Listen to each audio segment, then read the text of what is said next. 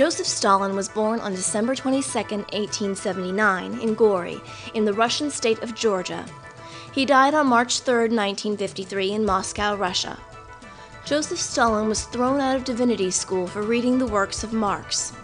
He helped Vladimir Lenin engineer the communist revolution in Tsarist Russia, and after Lenin's death, gained supreme power by physically getting rid of his rivals. During World War II, he and armies were victorious over the Nazis and helped plan the total defeat of Hitler's Third Reich. In payment for this, Stalin demanded and got control of the countries that bordered Russia to be a buffer against the West. This formed the Union of Soviet Socialist Republics, USSR. Stalin died at 73, leaving behind a legacy of tyranny and ruin.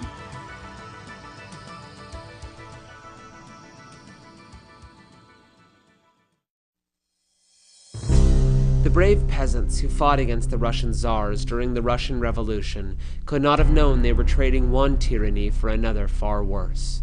The rule of the man who called himself Stalin, which meant man of steel. Lenin was the man who crafted the revolution. Stalin was its enforcer. While Stalin pretended to be friendly to his rivals, such as Leon Trotsky, he plotted how to eliminate them in order to move ahead politically. He quickly rose from Secretary of the Central Committee to Secretary General of the Communist Party, the highest office in the Soviet Union. With the death of Lenin in 1924, the Man of Steel began his famous purges. His rivals simply disappeared, never to be seen again. To dispel his evil reputation, Stalin staged elections for the cameras, but the outcome was already decided. By 1939, Stalin's own self-interest had replaced any communist ideals that he may have had.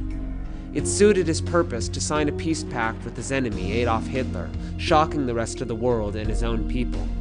Hitler was no stranger to self-interest and broke the pact. Fearful of Germany, the Russian people rallied around their leader once again.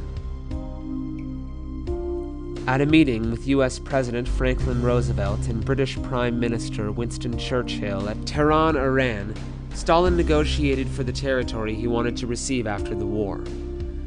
In an effort to maintain the alliance, the two other leaders conceded.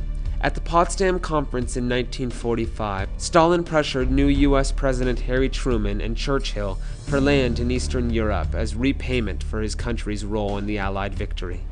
Stalin took control of these countries to make them a buffer between Russia and the West. The addition of these countries to Russia made up the Union of Soviet Socialist Republics. In 1952, the 72-year-old dictator served as a pallbearer. Reminded of his mortality, his fellow party members began to discuss who might succeed Stalin. With the Russian economy a jumble of failed 5-year farm plans and economic policy that was almost all show and no substance, finding new leadership would not be easy. Also, the hard-fisted, emotionless Stalin almost did seem to be made of steel.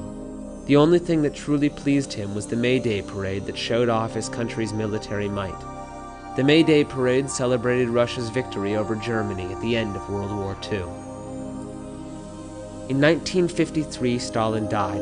2 years later, his successor, Nikita Khrushchev, denounced him as a monster in an attempt to start a new era of communist leadership. But the shadow of Stalin remained.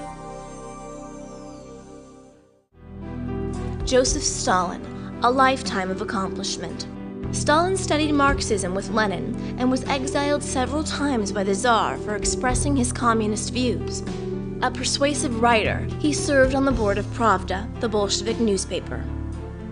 Under Lenin, he successfully took charge of a food transport program. At Lenin's death, he took over the Communist Party and the Russian nation. He fought on the side of the Allies and helped defeat Hitler. He gained control of the surrounding Eastern European nations, which remained part of the USSR until late in the 20th century.